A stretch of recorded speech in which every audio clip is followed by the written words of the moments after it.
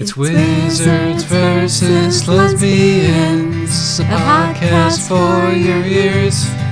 Hello and welcome to Wizards versus Lesbians. My name is Isaac. I'm Alexis. And today we have a guest. Hello, guest. Hello, I'm Kerstin. Hi, Kerstin. And you have brought us a book to discuss today, which is called The Ragpicker by Joel Dane. Is traditional for our guest to give us the plot of the book. A mostly spoiler-free plot summary. I will do my best. It's not, like I was like, oh well, I picked a difficult book for this. Okay, so That's why we make the guest do it. The Ragpicker is a weird one. Okay, so The Ragpicker is a post-apocalyptic science fiction novel, but probably not in the way that most people would think. It follows the titular Ragpicker as he goes on a journey to try and help a girl and a baby find a new home. Without spoilers, what else can I say? And along the way encounter very many horrible things and also very many beautiful things as they scavenge the wastelands of what was formerly Earth. I think that's pretty much the vibe, but it's definitely not like I would not normally pick up something that's post-apocalyptic because it's not my genre at all.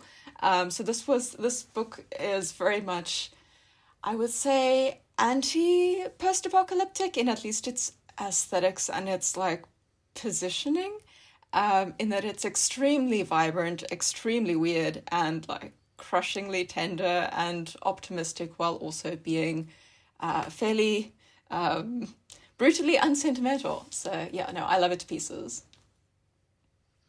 Excellent. And that goes a little bit toward what we will discuss in just a second, which is why you should read this book. But first, because this is the podcast that it is, we have to count up whether there are wizards in this book and lesbians. Wizards, I would say yes. Yes. There's certainly wizardry happening here. I feel like the Twitches kind of count as wizards. Oh, definitely. Like both in terms of what they can do and in terms of their positioning in this world. The Twitches are wizards. This is the kind of post-apocalypse that is not gay, however. It's extremely gay. There just aren't any lesbians. I was like, that's just not very much a that large is true. cast. The Ragpicker spends a lot gay. of time thinking about his dead husband. That is true. That is true. Sadly, our 15-year-old girl protagonist Ismini appears to be as straight as one can be at 15 years old. But yes. Really, though, she's just not spending that much time worrying about it. No, many other things to worry about. And the Ragpicker himself is, as you mentioned, gay married. Well, gay widowed, but yes. Well, I mean, you have to have been gay married at some point to be gay widowed, as far it's as true. I can. But yes. So why should you read this book? We've got part of the pitch already from Kerstin. Alexis, would you like to add to that? I just think it's really interesting. It's quite compelling. Like, if you can get past sort of there's a bit of a steep learning curve when it comes to figuring out what's going on in the world. But if you can get into it after the first chapter or two, I picked it up and did not put it down until I was done. Yeah, I mean, it's extremely weird. And like for the first chapter, it's like, I don't know about this. But once it gets going and once you realize what it's actually doing, I don't know. I think it's very much its own thing. I don't think it's like other books that I've read in the genre. And I find that very exciting. Yeah, I think the weirdness honestly is a bonus. I think more books should have a steep learning curve and somewhat impenetrable world building. Absolutely. I think also the prose is really good. It's very it swings for the fences and it's very impressive in a lot of places. I do have a couple of quibbles, but that can wait for the next question. I mean, it is one of those things where it's like it's very ambitious, and the extent to which you think it achieves its goals is going to affect how you come away with it. But yeah. The Ragpicker's prose in particular is very Spare and Hemingway-esque, which is a a discussion that we've had multiple times on the podcast, whether that is a desirable quality to have or not. I think it's desirable if you can pull it off, and I think that by and large this pulls it off. Yeah. And it's also really funny. Like, I think that that's part of why it works, is that it can be so, like, grandiose, but at the same time, like, the actual situations that are happening are fairly absurd. Like, I don't know, he's cutting Ismini's toenails, and I'm like, why is this happening? But I just think that, like, a lot of the banter between them is really, really witty and really sharp. So, yeah, I think that's a fairly good reason for people to read it. It's funny. And I think, speaking of the banter between them, I think the relationship between the two of them is really interesting. And watching that develop, I thought it was just really well paced, like watching that unfold. Yeah, I'd agree. I would agree. Why shouldn't you read this book? And let's do this in the same order, Kerstin, and then Alexis, and then me. Well, I'm going to give absolutely no reasons because I'm trying very hard to, like, campaign that people should read this book. No. You shouldn't read it if you like to have things explained to you. Because if you want things to make a lot of sense, you're going to have to work really, really hard. So, yeah. Alexis? So I think it is the kind of ambitious that is going to put some people off, partly because of the needing things explained, but also sort of and now we're in the middle of a play. Okay, sure.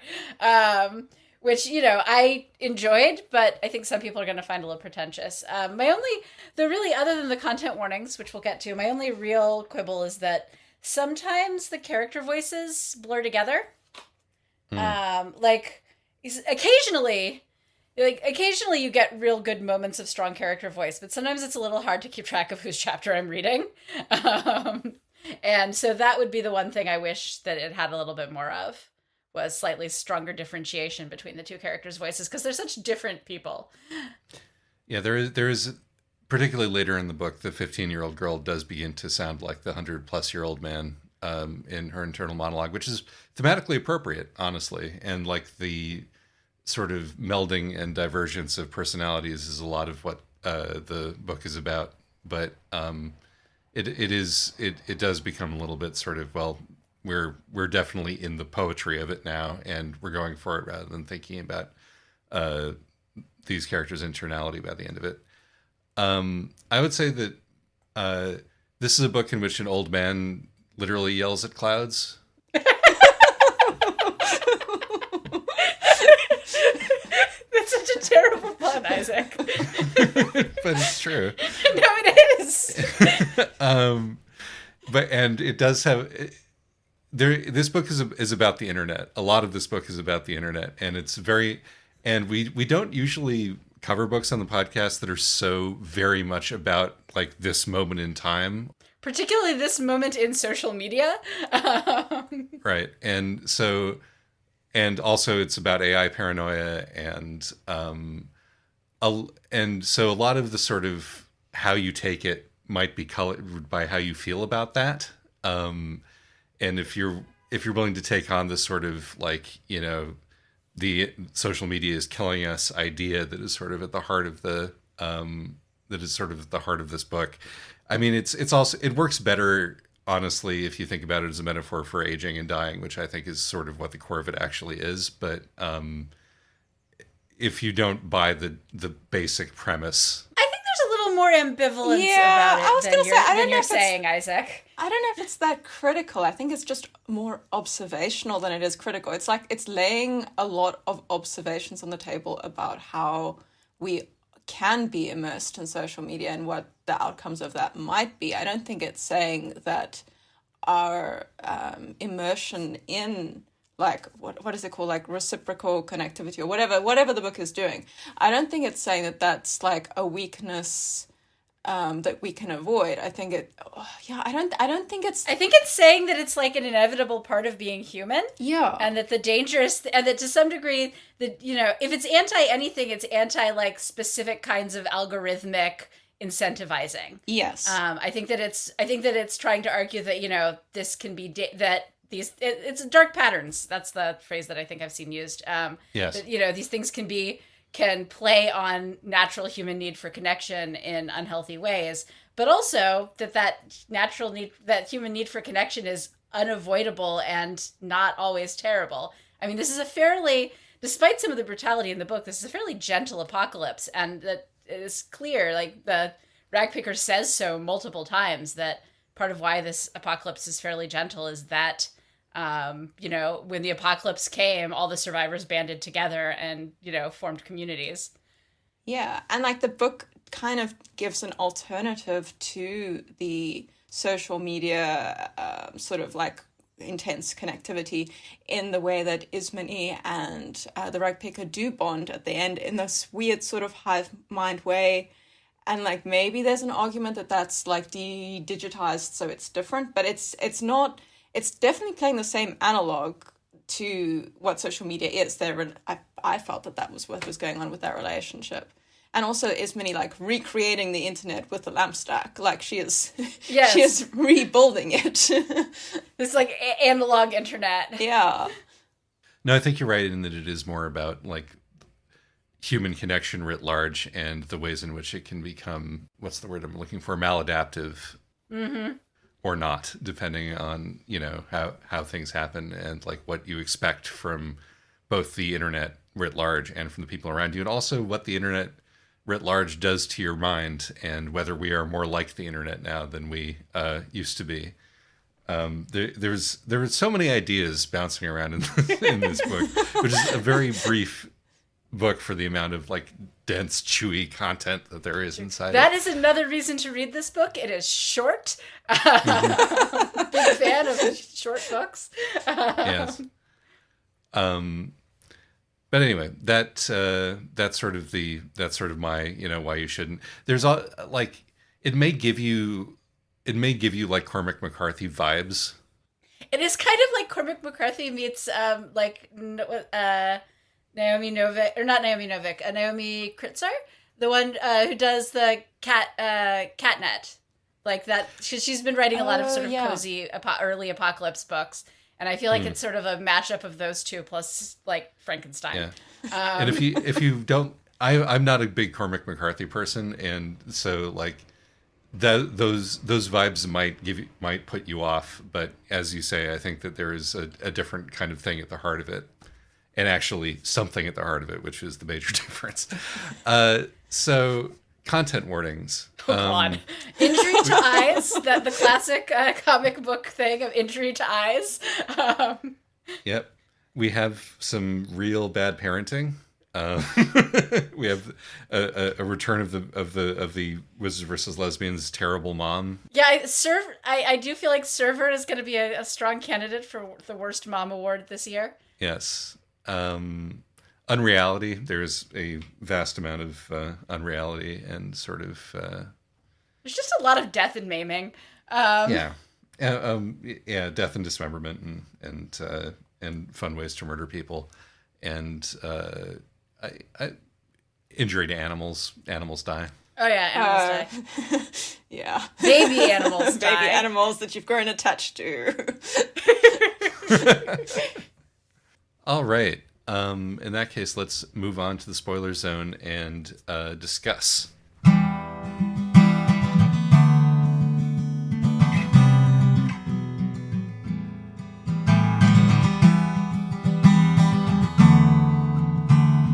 This is the spoiler zone now. I have a number of places that I could start, but Kerstin, do you have an in that you'd like to bring us in? I mean, you can start with the worst spoiler, which is like it totally broke me when the like plot twist at the end, with the sinkable, and it being copper wire, and I just thought that was a really good way of demonstrating that all along, you know, this narrator had indeed been extremely unreliable. Yeah, yeah, no, that killed me. But that whole stretch killed me. Like, I don't know what it is about this book, but it just, like, I cried, to an embarrassing degree for someone who's now read this book 3 times. But yeah, I don't know. I just think that I know you two both said that the that the voices kind of blurred towards the end, which I can definitely see with Ismani's beginning to sound more like 100-plus-year-old man. But I thought that the voices, especially in the beginning, were really well done in terms of reflecting the character's way of seeing the world. So like the way that Ismani's sections were broken up into sort of like ligaments, like that's how she builds the lamp stack, that's how she like pattern recognizes. I thought that was really sharp. And then and then the way the Ragpicker keeps getting distracted and like breaking off mid-sentence with no punctuation, no grammar, you're just like halfway through a sentence and like it trails off. I think that shows a lot of like deliberation and intention, which I find really admirable. Yeah, I think it worked really well at the beginning. I think that's part of why I was a little disappointed that, especially like post the play, I felt the voices started to blur together. And I agree with Isaac that I think that the author's doing something there, but I just didn't quite feel like it clicked for me. Now, the prose styling, and particularly the prose styling on the Ragpicker, is one of my favorite things about the book. Yeah. I love the repetition. I love and this actually came through in the audiobook very well also. I didn't even know there was an audiobook. There is. Cool. And it's performed by two people, one for Ismany and one for the Ragpicker. And... Oh, that must make it a lot easier to tell the voices apart in the later book. Well, yes. The audiobook is produced by Dreamscape Lore, who mostly do YA and like translations of light novels, as far as I can tell. They have an elaborate audio intro to all their stuff, which has like heroic Star Wars chords and dragons roaring and like space lasers, like kind of stuff. And the fact that this book is put out by the same people just goes to show that the publishing industry makes absolutely no sense. But the Ragpicker's performer really gives it socks. Really, just swings for it, and it works very, very well. Oh, actually, though, speaking of the Ragpicker's voice and the way that it changes, I really enjoyed the slow degradation of all of his different voices. Yes, his obits. In this universe, if you need to talk to your dad after he's dead, you can get a version of him in your head called an obit. Which is a good joke, and is certainly better than interactive memory keepers, which is what companies like Storyfile are calling the same product that they're developing now. The ones in the book work better than the real ones, but not by much. And particularly because I thought it was really well done that it was clear that there'd already been so much, because he keeps asking for playlist, and he never gets his playlist because like he's already lost that part. And then eventually, he loses the response, even the playlist not found even. But I thought that was just such a great job of establishing where he is in his brain-breaking journey. Yes, but through it all, he still has Iris Murdoch hanging around in his head. Iris Murdoch, who's apparently a free download in this age, which is a really nice touch that everybody can have an Iris Murdoch in their head, being judgmental about their choices if they want. And of course, a sort of kind of version of his husband based upon his fondest memories of his husband with all of the... Yeah, though, I gotta say, he doesn't know for sure that his mother in his head is his actual mother. We don't know for 100% for sure that this was actually his husband. Isn't that fun? I know, no, I refuse. Nuvar is definitely his husband. I cannot take that also not being true. But I think the fact that he doesn't know if his mother is his mother is just the best. I'm just like, okay, well, she's just a nice lady in your head, then I guess. People have their online waifus and husbandos. This might have been something that he downloaded long ago and has like completely forgotten. So all of this felt to me, I mean, not to be too reductive about it, but it all felt to me like, the Ragpicker's arc is about coming to terms with aging and mortality and the gradual loss of one's faculties. And also about finding one's place in the world as a person who's aging, as a person who's no longer central to the narrative of the world. This comes across both in the way that he has to contend with and then accept the fact that that he no longer has access to all of the the simple powers and faculties that he used to have. Including, by the end, his own eyes. Yes. I mean, his blinding is definitely a core part of that, but also he begins and ends the book by attempting to define himself in terms of his role in the world. Like, I am this, I am that. I keep thinking that he says, I'm picker-up of unconsidered trifles, which is actually how death describes themselves in Discworld. And that just sort of slotted into my brain there. But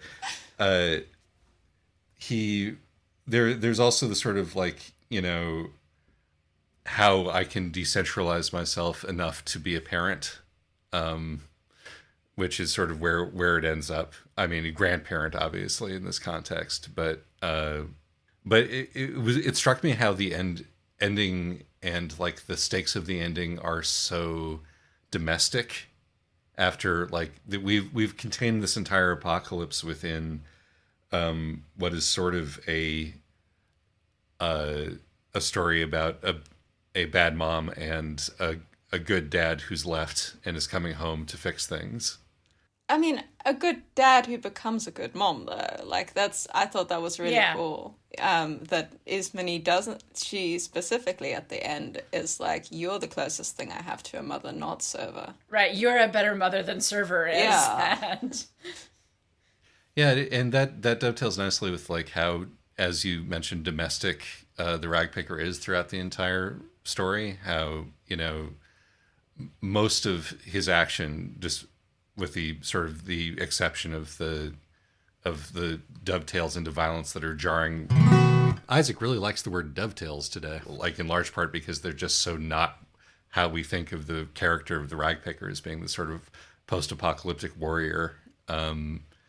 Is that, you know, what he mostly does is changes the baby and chews the baby's food and, you know, knits not knits, but like, and, you know, sews together stuff and is aware and like knows what the plants are called and all of that sort of until he loses that module. But also like sews menstrual pads and does a lot of like, I don't know, bodily labor that isn't typically assigned to the masculine side of things. I don't know. I think there's something.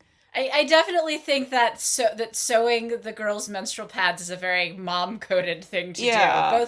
Both for the bodily labor, but also for the sewing. Like, he does so much sewing in like throughout the book. And like he has sewed himself. Like, he is made up of his own sewing. Like, he's made a shell around himself. Like a plot privator shell eventually when he uses it as like a decoy during the fight. So sewing is the key to surviving the post-apocalypse. So, and you're right about that. There is like a sort of, there's a way in which this story is about usurping the grandma of a community and becoming its grandma yourself. And, you know, being a nurturing grandma rather than a murdering grandma, and that transcending, you know, the murdering grandma, that archetype. I was about to say that. And you know, the cruel, the wicked stepmother, you know, and that sort of transcends gender. And, you know, he is also, like, in terms of the number of voices in his head, there are as many women in his head as men. So, you know, whether one of them's his mother or not. And, yeah, and that is also interesting to me because of all of these sort of autism coding that is happening in this book. I was about to say everyone in this book is autistic, which is delightful, but I'm not sure if everybody not is. everyone. But, well, the thing is, Server is, and the Ragpicker is, and Ismene is. Like, I mean, Ismene, the whole thing where Ismene's actual, like, birth mom is all like, yeah, there's just a fundamental lack in you, is a very autism mom thing to say, I think. Oh yeah, no, 100%. Like the way that Server brought up Ismene to be her, essentially to be her replacement, and located the thing in her that would allow her to be the replacement, which is the autism. Right. And the book also makes a very clear sort of link between being sort of terminally online and being autistic, I feel, and also in terms of like the way in which one is never entirely certain where one's own personality and identity ends and everything else begins.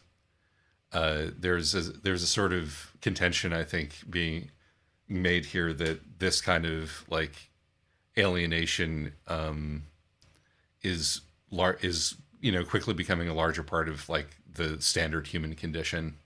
But it's not an alienation that prevents you from forming personal connections, obviously, because, how deeply these characters come to care about each other is the core of the book. One thing, speaking of like how deeply they come to care about each other, that I really liked also in the book is the language. Where at first Ismini can't understand the Ragpicker because first of all because he's speaking all these different voices, but also because the language has evolved in the last 100 or so years, and so he has a really weird accent, and then as they get to know each other better, and I like from her point of view where first he keeps just she's like, oh, he said something, and then she starts saying, oh, he said something, but she's responding. And then she starts like paraphrasing what he's saying. Then eventually you actually start to get his own words from her. And I thought that was a really nice evolution in their relationship and like mutual understanding. Yeah, I also love that. And I don't know if he has a weird accent or if he just somehow has lost the capacity to speak coherently. Like there's a bit in the beginning where he says... that Nufa, I hope I'm saying the name right, says that he is like cognitively compromised, and that's why he can't speak, and he prefers like characterologically adapted or something. I'm probably mutilating that, but he's like, no, I'm fine. This is how I survive. I genuinely think that accent is part of it because first of all, Server can understand him. He and Server understand each other. Yeah. And also, when they meet when they briefly adopt the guy from the other town, Ismini observes that he has an accent that is a little hard for her to understand. Yeah. And so I think like accent and language change has been incorporated into this world building in a smart way. And so I do think that's, I think that is part of what is going on. I think that also his being, characterologically camouflaged or whatever is also like, I think that also like, that he's also speaking all these different voices and probably mumbling a lot isn't helping. But I do think that that part of what makes him out of place is that he's out of time linguistically. Yeah. Okay. Yes. Also throw in that he probably hasn't used his actual voice in decades at that point. And that there is there's like a physical, element to this. And he's an enigma. He's a cipher, which is it's very handy that Ismini is very good at these kind of puzzles, based on her role in the world. Well, she's been kind of trained to do it since she was very small, so. Yeah, I mean, he said, like, the Ragpicker, one of his first encounters with her is like, oh, she's been trained to deal with twitches. Like, she's used to dealing with Soma. Yeah. Oh, I see, it works on me too. There's a lot of previous conversations about autism and its symbology in contemporary science fiction that we're building on here, which is not entirely fair to our guest. But to pick up a thread from that, Ragpicker is arguably a narcissistic Parents of Monstrous Children book. And the Ragpicker is that rare character who we get to see be a parent who is autistic coded, but is still good at caring for children. Although he does have to lose both his eyes to get there. Okay, so like hunters, as we find out, are in fact people who are, hive-minded, still trying to chase algorithmic likes on, Twitter or Facebook. So are the Twitches a reference to Twitch streamers? I have no idea. No. I thought about that as well, actually. And I was like, Twitch could be short for Twitcher, which is another word for bird watcher. So autism again, but also my friend. They're following the tweets, tra la la la la la. I don't think that that's the connection that we're meant to make. I thought the like hunters, incidentally, that's interesting. I didn't think about it like that until you just mentioned it. But you think like hunters as people who are hunting for likes, hunting for engagement? Yeah. Yes, no, it says so. Definitely. I'm pretty sure. I thought I was under the impression that it was about people who are, because I keep reading this book in terms of like, you know, the ways in which trying to algorithmically connect different concepts changes the way that we think, is that, you know, that there are people who are trying to find things that are like other things, like that they're attempting to recreate a sort of semantics of the world, and that's why they do all this sort of The labeling? posing and labeling. Exactly. So they're trying to derive meaning from their surroundings again. I also like that. I think that possibly both things are going on, but I mean, Yeah. to some degree, with what they're doing with the labeling is also they're just hashtagging things. Like they're just going around tagging things. They're just like making the world their Pinterest board. The Like Hunters, to me, were like the most like, okay, you know, calm down, you know, part of like in terms of my reaction to sort of the internet of now of it all. It was like, okay, so we have the internet hive mind who go around canceling people to a permanent end for engagement. But also for engagement from the dead people in their heads. Like that's what it comes up later. Like they are performing for their own obits. I think that's the implication, that they're like getting a round of applause from the like the equivalent of like Mother and Iris and Nufar. They've got their own sets that they're specifically putting on a show for, which I was just like, all right.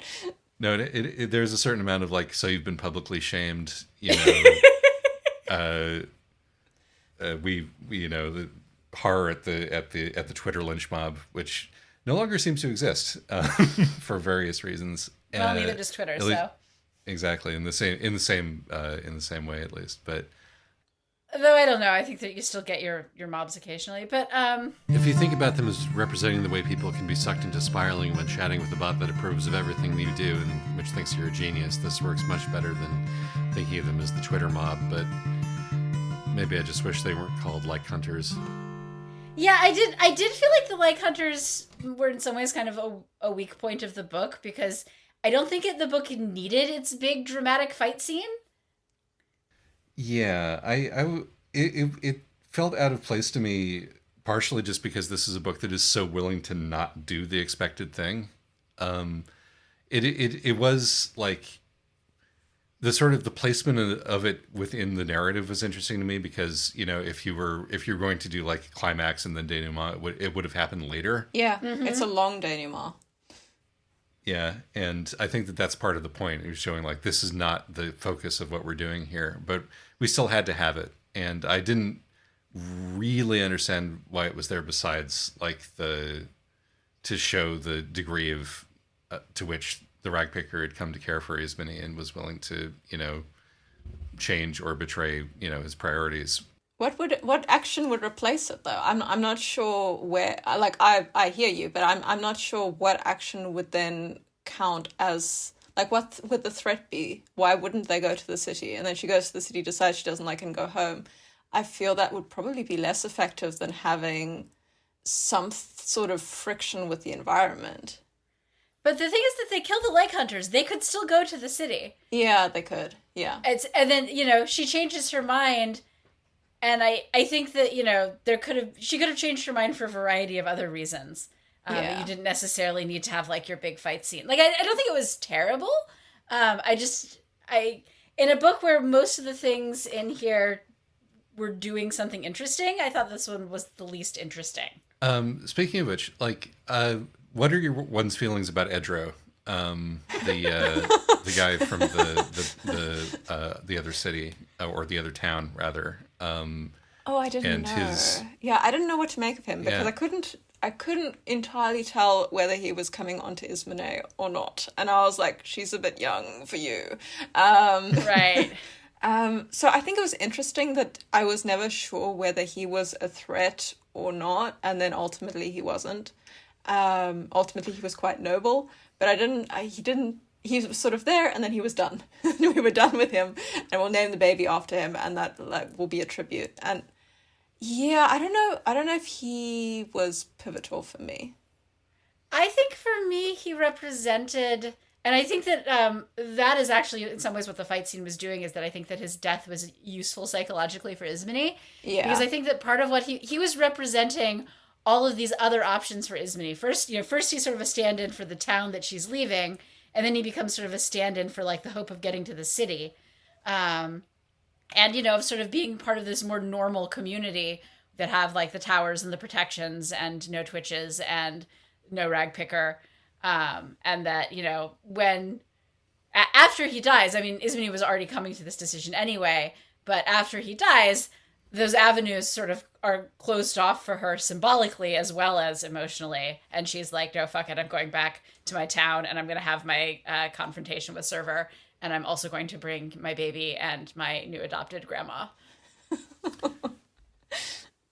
Since you said that, I think that I can construct something that makes this work for me, sort of in retrospect, because part of what we're doing, as we mentioned, or part of what the book is doing, as we mentioned before, is subverting like the gender expectations of this genre. Like when we're going for a walk through the post-apocalypse, there is with the old man and the young girl, or the older man and the younger girl in a Last of Us kind of a way. The story is going to be sort of in a standard format about the older man, seeing the world through the younger girl's eyes, and thus learning to become alive again, and to engage with the world again, which is very much not what happens in this book. It's sort of the opposite, actually, is that he comes to terms with death. Exactly. Yes.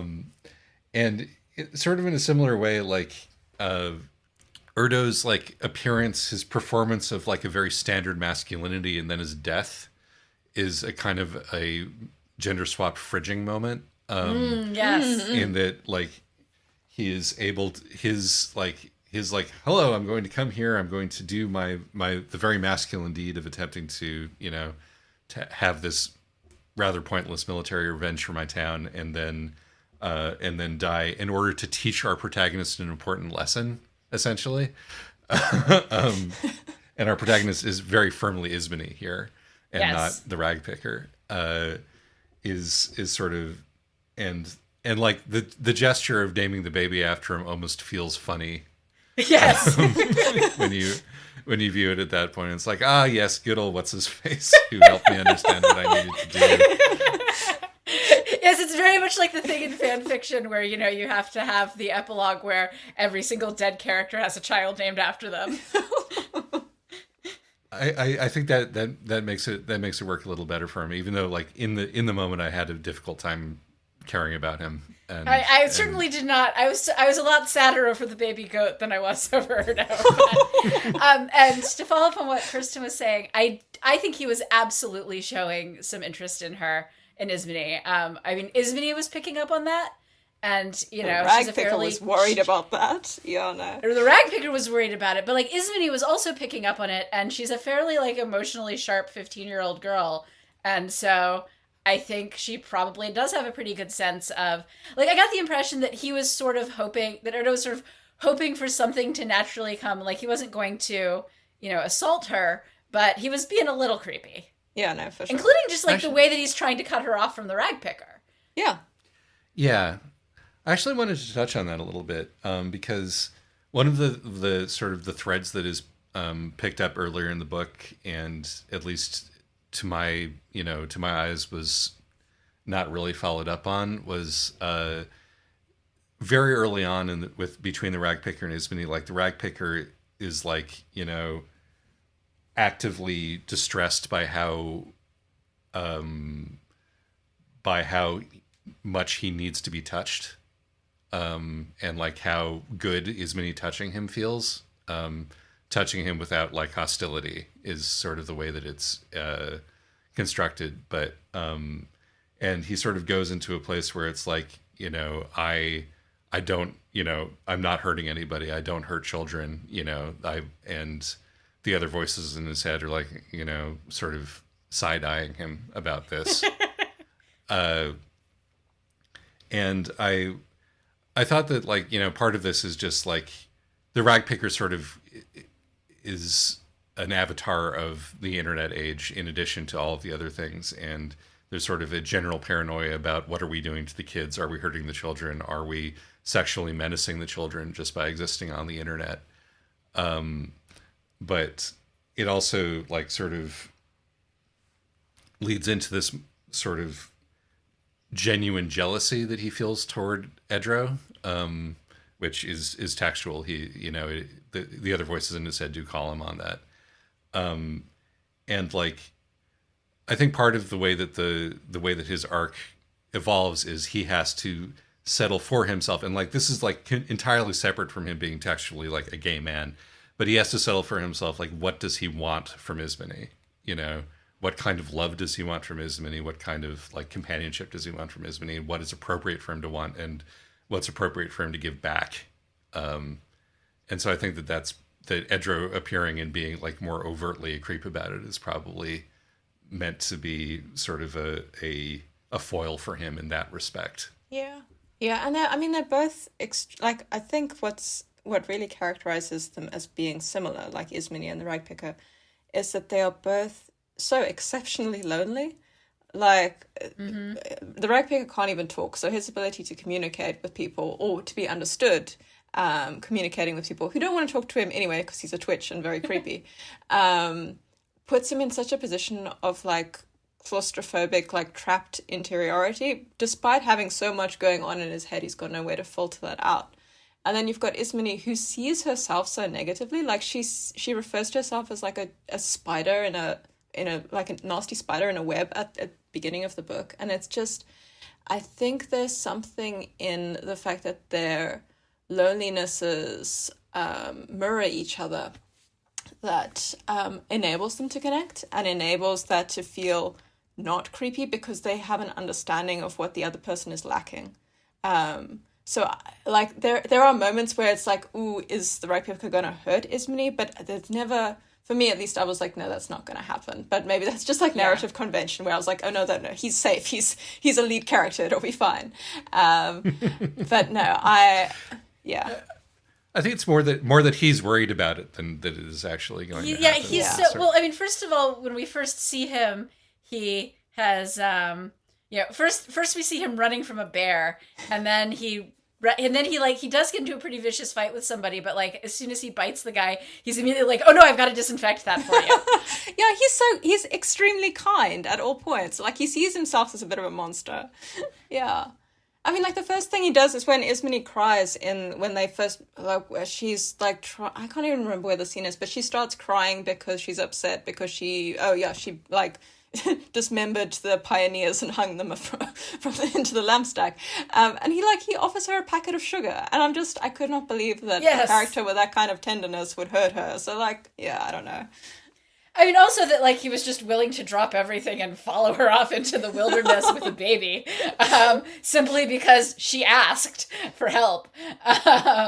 So actually, though, going back to what you were saying about loneliness, because I think you're right about them being good mirrors for each other, because Ismene has always had people around, and yet she's so isolated that even when she goes to this town that welcomes her and is this sort of almost utopian town, they're like, oh yes, we have plenty of people who can nurse the baby, we have plenty of food, our tower is still functioning, you'd be safe, we have, crossbows to defend ourselves. And she's like, no, I just wouldn't fit in, and goes back and tells the Ragpicker, they didn't want me. Like, she just, I think you're like, it's a sort of negative self-image, but also she just feels this sort of inability to connect to people, which comes back to our point about autism. But yeah, I was going to mention that that like they recognize something in each other, and one of them is like that neurodivergent Tang. But the other thing in it is just a tendency toward the grandiose. Yes. And the self-mythologizing, not unwarranted. Near the end of the book, I always betray what I love, Ismene says, the 15-year-old girl. Right. Well, she's a 15-year-old girl. Exactly. And, but the Ragpicker also has that sort of, I am a caretaker of unconsidered things thing going on. And so it's like, I think that these are two very similar people, and you can you can route that through whatever sort of, thematic path that you like. Yeah, I do think there's a nice it's definitely the kind of grandiosity you get when like you haven't socialized enough, and so you've just been talking to yourself and spending too much time in your head, finding yourself getting more and more melodramatic about it. Right. And the smartest person in my town is also the Ismeni's deal. So. Yes, and also I don't know. I thought that I really liked how she goes to the town and it's such a perfect town. And she's like, no, I can't stay here, because it very much does, I think, mimic the feeling of, oh, you're being welcomed into the social group, but you just don't feel at home in it. And so you end up kind of wandering off and everyone's like, what's wrong with them? And there's also sort of the concomitant, do I deserve to be, part of this group? Yeah. Yeah, because I mean, Ismini has her whole thing of when Edra leaves, she's like, ah, yes. He's so naive, says the 15-year-old girl about the 30-something or whatever man. He's so naive, he doesn't realize that every single death is one less mouth to feed. And so there is this sort of she doesn't want to be a burden on the town either. Having critically assessed their agricultural infrastructure and concluded that it is probably insufficient for their needs. So, shall we talk about the sort of Frankenstein passion play? Sure, yes, let's talk about the Frankenstein passion play. It's time to talk about the Frankenstein passion play. The boldest and the weirdest thing that this book does is that about 3/4 of the way through... On a cliffhanger. Yeah, on a cliffhanger. Because one of the things about Ismini is that she has an eidetic memory and is full of basically the cultural heritage of the human species. She's full of all of these folk and fairy tales and legends, many of which postdate the apocalypse, but this one seems to date from the apocalypse. While we're waiting to figure out what happened, she tells us essentially the story of the fall, which involves mankind as personified by Mary Shelley, creating several varieties of internet, and which basically talk themselves into destroying humanity, as far as as if I was reading it correctly. And then itself. And then itself via sort of a series of logical leaps about what is needful and necessary and who cares about what and that kind of thing. A very Oedipal Frankenstein, I will note. Oh yes, there is that. She does sleep with one of them, and she's in love with all of them, I think, in one way or another. It's a lot to take in. I'm just giving the executive summary there, but I'm absolutely interested in hearing thoughts both about like what this is doing at that point in the book, sort of the audacity of that choice as a way of sort of telling the story of the apocalypse in an extremely sort of allegorical way, and whether you had any thoughts on the actual content of it. Okay, well, the play is from Ed, or I can't remember the heroic guy who dies. It's his town's document. Like Pedestal Right. is the name of the play. Pedestal is what was in his bag. So it's a rewritten account of like something about the apocalypse. It's very much filtered. So we don't know which parts are more metaphor and which parts are less metaphor. I am not entirely sure I understood the play, if I'm going to be frank with you.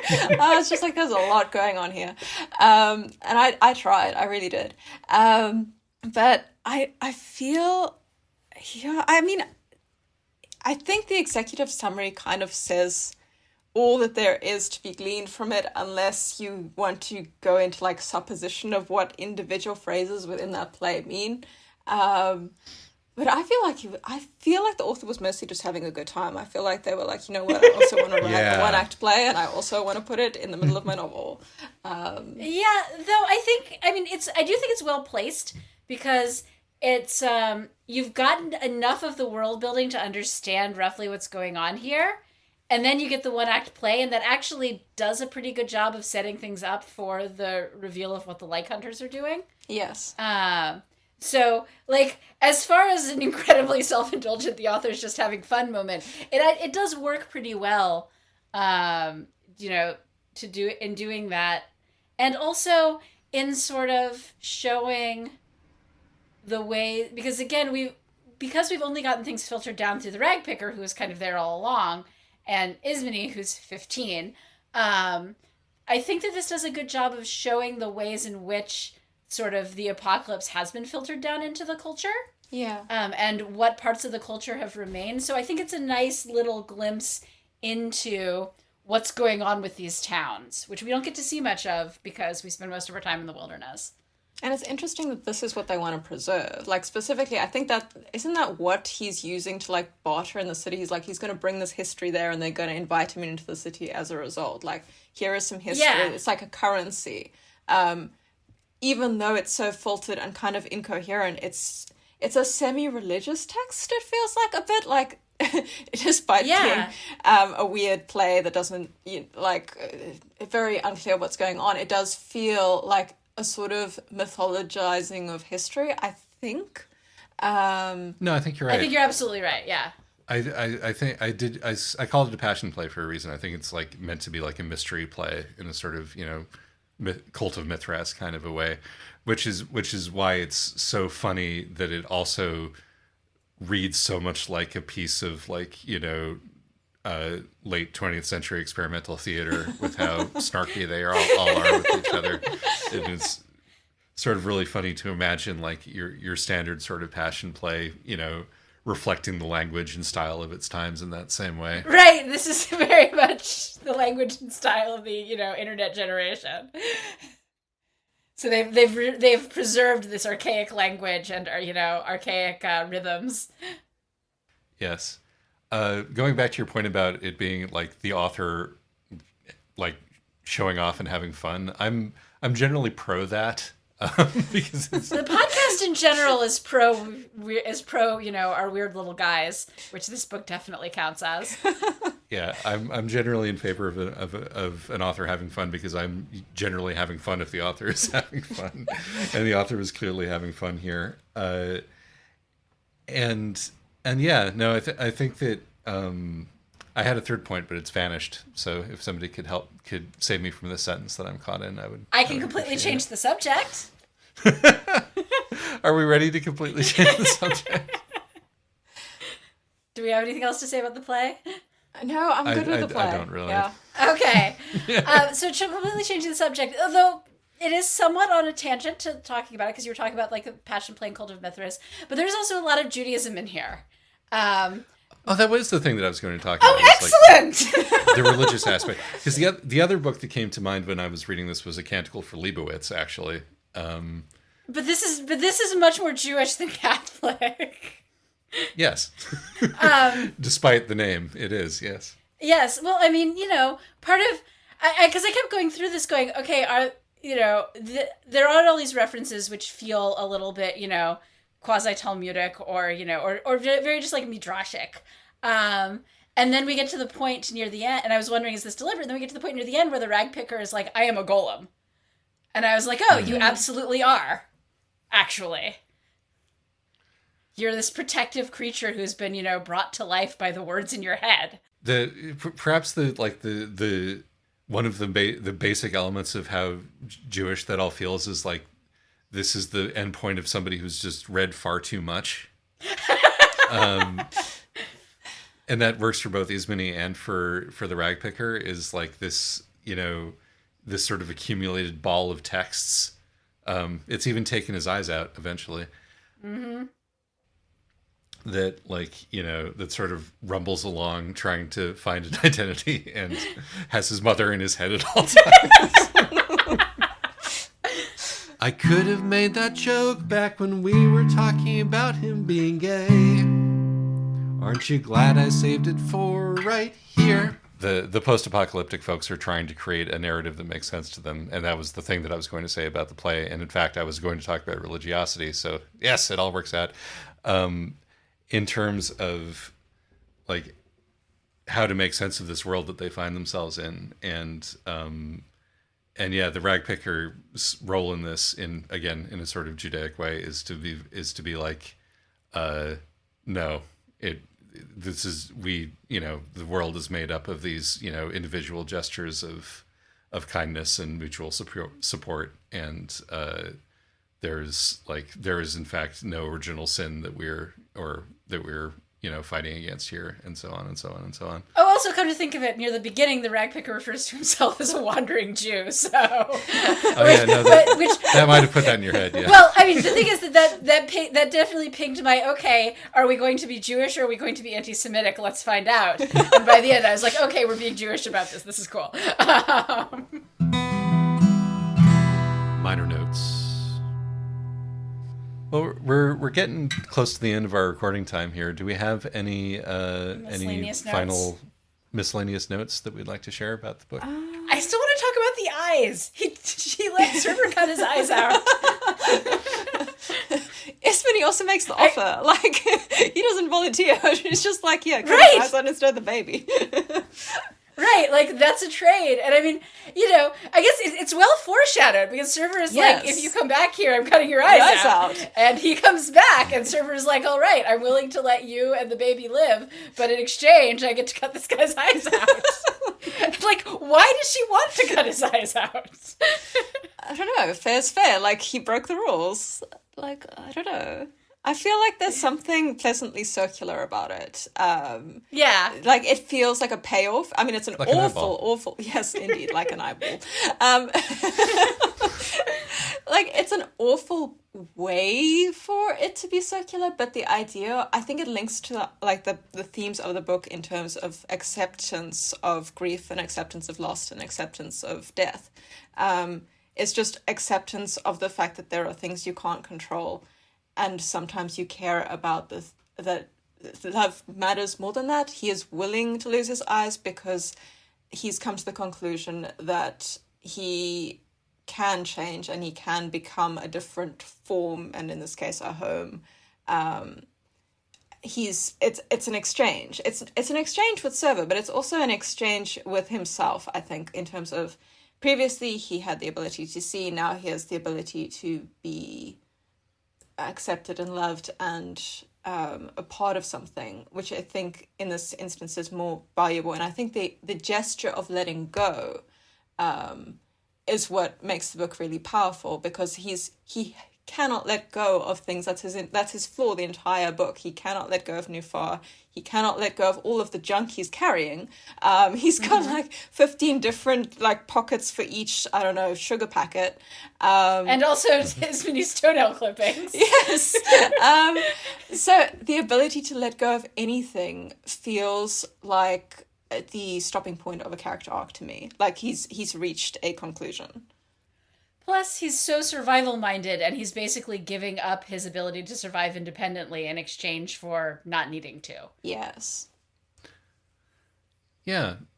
So 2 thoughts on this. I would say that the reason that Server particularly wants his eyes is because she's an example of one of my favorite archetypes in fiction for no particular reason, which is the crazy witch mom who has super powerful... For no particular reason. Who has super powerful pattern recognition and sort of magical, abilities to sort of construe the world in terms of these patterns. And makes weird art. And makes weird art and gets it right some of the time, but then goes off the rails. Yes. But in that capacity, she understands that this is what he needs to complete his arc for this book, which is to stop being the observer. Very, very literally. Yeah. And to start being the person who is touched. Mm-hmm. Oh, that's nice. Because the that. last thing that he has in this book is the baby climbing all over him, and that echoes that need that he Ismini leading him around. Yeah, and that echoes the need that he found alarming in himself at the beginning. That he's now just able to sort of be a part of this community because he's no longer set apart from it by all of the various things that were driving him in this delusional direction for the rest of the book. And I suppose also in a way it's protective because, I mean, Server is basically being exiled to, to her lamp stack where she can stop murdering people who come by. But we've got a new Twitch now. And is he going to replace Server, which would be very psychologically bad for him? No, he's not. He can't. We have cut his eyes out.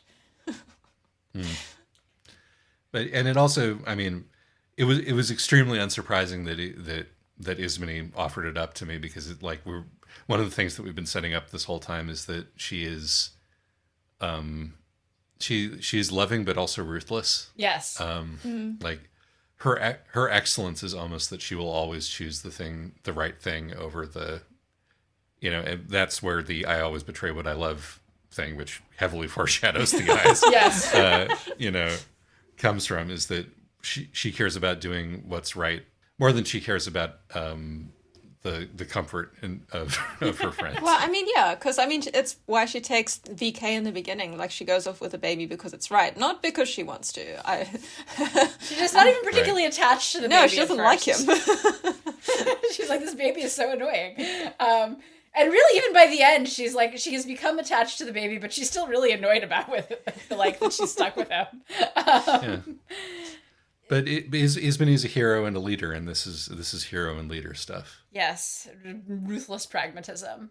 I mean, I found it very upsetting, partly because I'm very attached to my eyes and my vision. But it was, unlike some. Well, it's just like everybody has like their weird squicks, and mine is I cannot watch eyes get injured and things like that. Gotcha. And but it definitely felt earned narratively. So upsetting as it was, I thought it was a good choice. Yeah, I think it feels earned, especially because it's so valuable to him. Like in the first scene where Server's going to cut out his eyes and then chooses not to. The thing with the parrots was so gorgeous. Like the way he sees the world is stunning. And losing that, it's especially painful. But he's willing to do it anyway. And that trade-off, I think, then has more impact because he's losing so much. Yeah. Yeah, no, the thing with the parrots is great. I think that is when the book really, won me over. Yeah, me as well. It is very good, and it's like, I mean, this is why it's been one of the reasons why he's been a wanderer for so long is like that when, I think what and this is part of the whole, generational shift, you have to let go, theme that keeps coming back in this book is like, at the point, at the point where you do have to lay down your sword, at the point where you do have to retire, like the whole point of the pain of it is that you were really good at it at one point, that this defined you at one point, and you still have to find a way to set it down at some point, or else it's going to sour and curdle in you, and you're going to end up like Server using your gift in horrifying in a way ways. That it should not, in horrifying ways, or continuing to try to use it when it's soured, And I think there's something sympathetic not sympathetic as in empathy, but in terms of Ismene in the previous section was going on about not knowing, she was trying to divide the sense between giving up and giving in.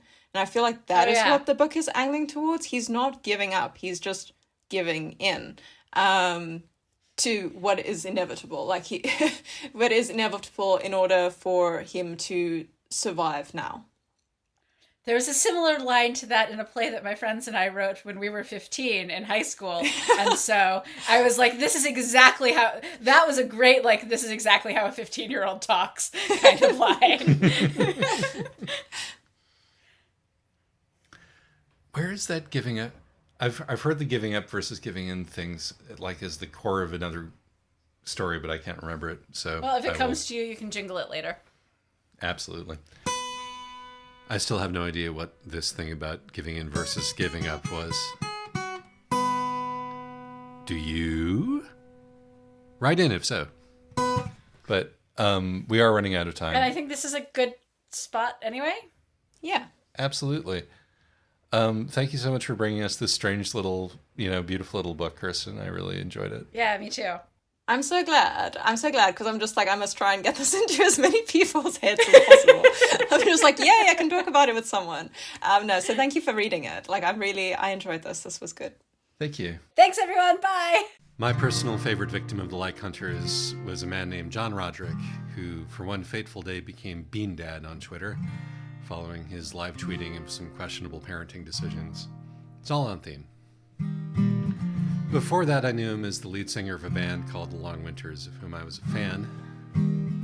So it was strange to see that happen to him. As to whether he deserved it, that's not my call to make, but I will play you this song that he wrote.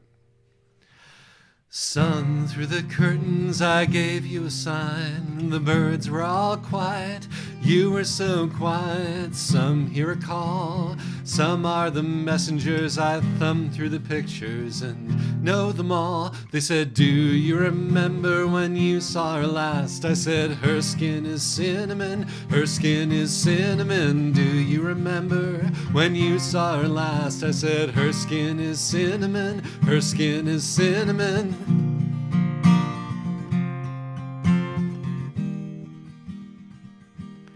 I have too many stories, keeping it serious. Some are collectors, keeping it straight. It was a hospital, I was delirious. I clung to the stretcher, I drew them a heart. They said, do you remember when you saw her last? I said, her skin is cinnamon, her skin is cinnamon. Do you remember when you saw her last? I said, her skin is cinnamon, her skin is cinnamon. Her skin is cinnamon.